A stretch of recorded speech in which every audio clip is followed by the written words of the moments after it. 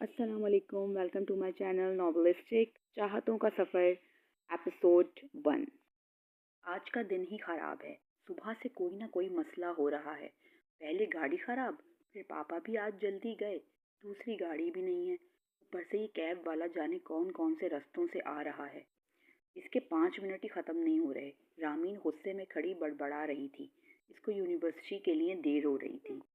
آج ہی اس کا بہت اہم اسائنمنٹ تھا، پہلا پیریڈ، اور وہ راستے میں کھڑی کیب کا ویٹ کر رہی تھی۔ آخر کار کوئی 10 منٹ کے بعد کیب آئی۔ سوری میم، ٹریفک جام تھا، اس لیے مجھے دیر ہو گئی۔ رامین کے بیٹھتے ہی ڈرائیور نے معذرت کی۔ یہ معذرت 10 منٹ بعد کے لیے بچا کے رکھیں۔ اگر آپ نے مجھے نہیں پہنچایا 10 منٹ میں یونیورسٹی تو، رامین نے تپ کر جواب دیا۔ آپ بے فکر رہیں، ہم ٹائم سے پہنچ جائیں گے، ڈرائیور نے شرمندگی سے کہا۔ دیکھتی ہوں میں بھی، بہت اسمارٹ بن رہا ہے، اس نے دل میں سوچا۔ اور ٹھیک 10 منٹ کے بعد وہ لمس یونیورسٹی کے گیٹ پر تھی۔ اس نے ایک حیران کن نظر یونیورسٹی کے گیٹ پر ڈالی اور دوسری ڈرائیور پر، مگر اپنے تاثرات کمال مہارت سے چھپا گئی۔ ایک جھٹکے سے وہ گاڑی سے اتری، ڈرائیور کو پیسے دیے اور بھاگتی ہوئی یونیورسٹی میں داخل ہوئی۔ ڈرائیور اس کو غور سے جاتا دیکھ رہا تھا۔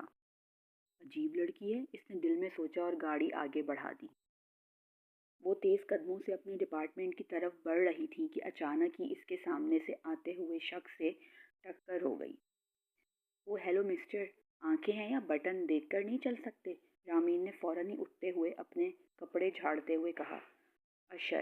اشر حیات نام ہے میرا، آئندہ تمیز سے بات کرنا۔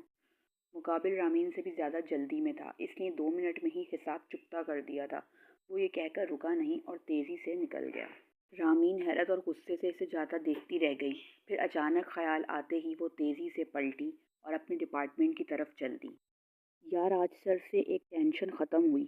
کتنے دنوں سے اس اسائنمنٹ کی وجہ سے راتوں کی نیندیں حرام ہو گئی تھیں۔ سہرش نے کولڈ ڈرنک کا سپ لیتے ہوئے کہا۔ ابھی کہاں سے ختم ہوئی ٹینشن، ابھی تو پریزنٹیشن اور رزلٹ باقی ہے، مہک نے منہ بناتے ہوئے کہا۔ ہاں یار، جلدی سے یہ سب ختم ہو تاکہ چھٹیاں ہوں اور ہمیں بھی تھوڑا ذہنی سکون ملے۔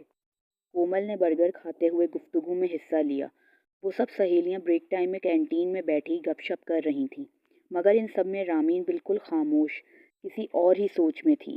رامین، رامین کہاں کھو گئی؟ فائزہ نے اسے ہلاتے ہوئے کہا۔ ہاں، کیا ہوا؟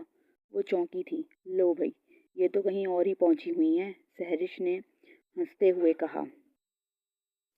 نہیں یار، بس آج صبح سے میرا دماغ خراب ہو رہا ہے، رامین بیزاری سے بولی۔ کیوں، کیا ہو گیا ایسا؟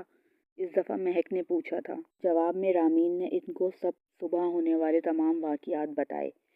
اوہو، پر یہ اشر ہے کون؟ کومل نے تجسس سے پوچھا۔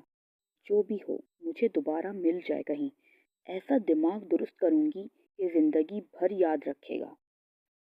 آج تک کسی کی ہمت نہیں ہوئی کہ کوئی مجھ سے اس لہجے میں بات کرے، اور اس نے آج مجھ سے پنگا لے کر بہت بڑی غلطی کی ہے، رامین نے ایک ایک لفظ چباتے ہوئے کہا۔ وہ تینوں خاموشی سے ایک دوسرے کو دیکھنے لگیں۔